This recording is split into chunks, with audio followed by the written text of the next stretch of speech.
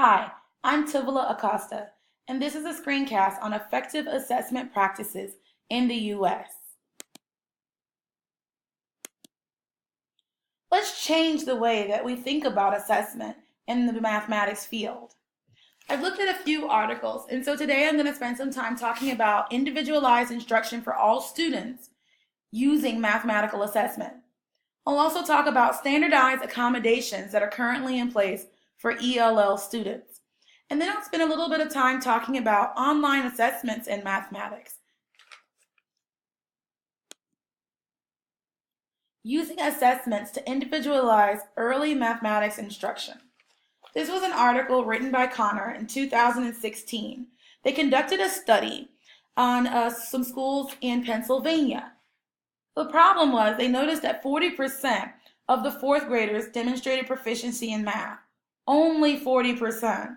And that figure reduces to only 24% of students who are living in poverty. The plan was to align individual instruction with students' strengths and weaknesses using the CASA. The CASA is a concept and applied skills assessment. This measures a student's mathematical knowledge as well as their skill to apply what they've learned. The results were that students who were receiving ISI experienced academic gains commensurate with 4 additional months of schooling. Well, how does that work?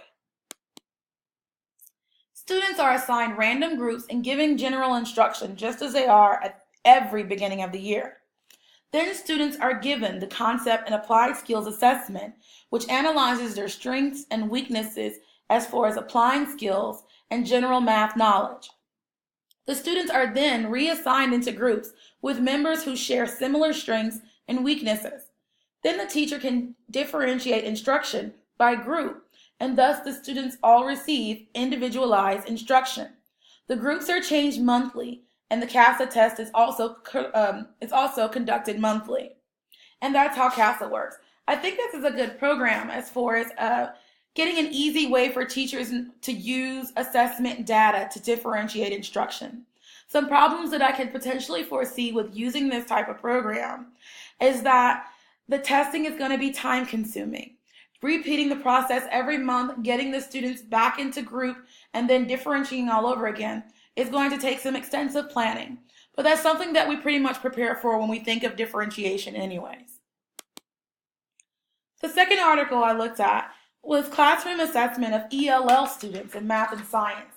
This mostly talked about current accommodations that were in place for ELL students, as well as looked at some statistics in ELL classrooms. Right now, ELL students make up the largest and fastest growing group of students in the United States. The ELL program divides students into 3 levels according to their English proficiency: beginner level, intermediate, and advanced.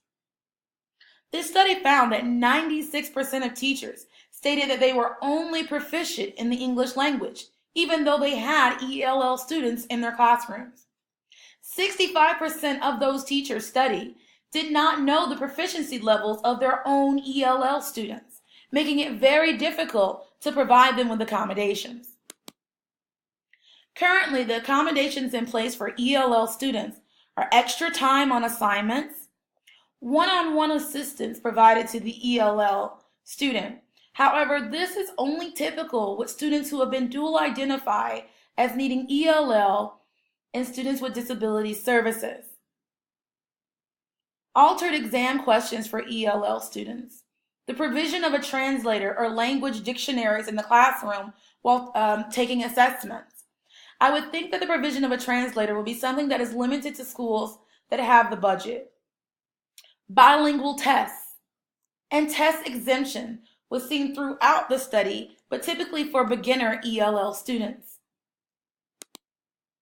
The problems with this, pitfalls from providing these accommodations to ELL students, is that they seem to be based upon the teacher's impression of the student's English proficiency.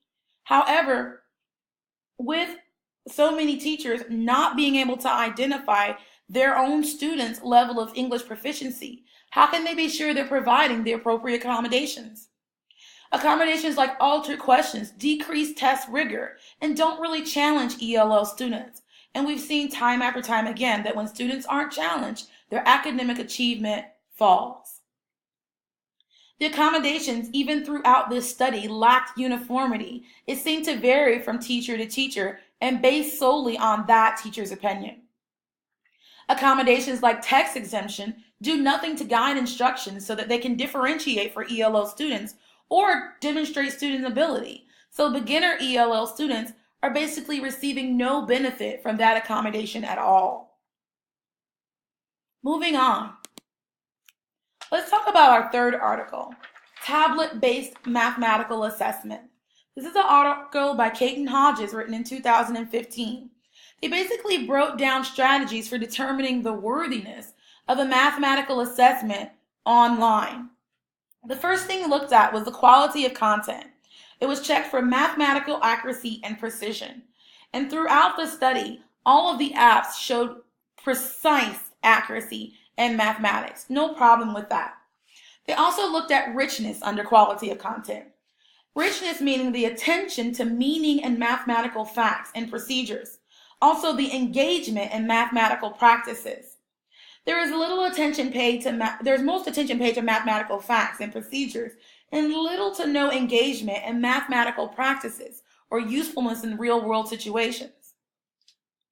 The second thing that the article looked at was feedback on applications for mathematical assessment. Feedback was broken down into relevancy, timeliness, scaffolding, and opportunity for reflection. Feedback, timeliness was on target. Most apps that are performed online give students immediate feedback that is relevant to their course of study. No scaffolding was provided to students except for hints and guided questioning throughout the apps. There was no opportunities for reflection seen in any of the apps studied. The third column that was looked at on applications for mathematical assessment was the richness of interactions between students. It found that there was actually none. It pretty much depends on how many students are online and can really interact with others throughout the assessment process. The fourth category was scoring and adaptability, which was broken down into accuracy, speed, and hints. Okay? Accuracy of scoring, were students being scored or were students missing a question because they maybe put an X variable instead of placing an A variable. Just small little discrepancies like that. If that affects student scoring, that was seen a lot. The speed of scoring, of course, like I said earlier, was quite on the, they pretty much scored as soon as the students were able to answer. Adaptability had more to do with whether or not the hints were provided after a question was missed. Was the student allowed to go on after a missed question, or were they having to go back and redo the problems that they missed before proceeding on to the next section? And that was how mathematical assessments online were scored. Basically, very useful information if you're thinking about conducting assessments online. It's sort of like a rubric to guide you on which ones are going to be perfect for your students. Well, that's it for my screencast today. Thank you very much for joining me, and have a wonderful evening.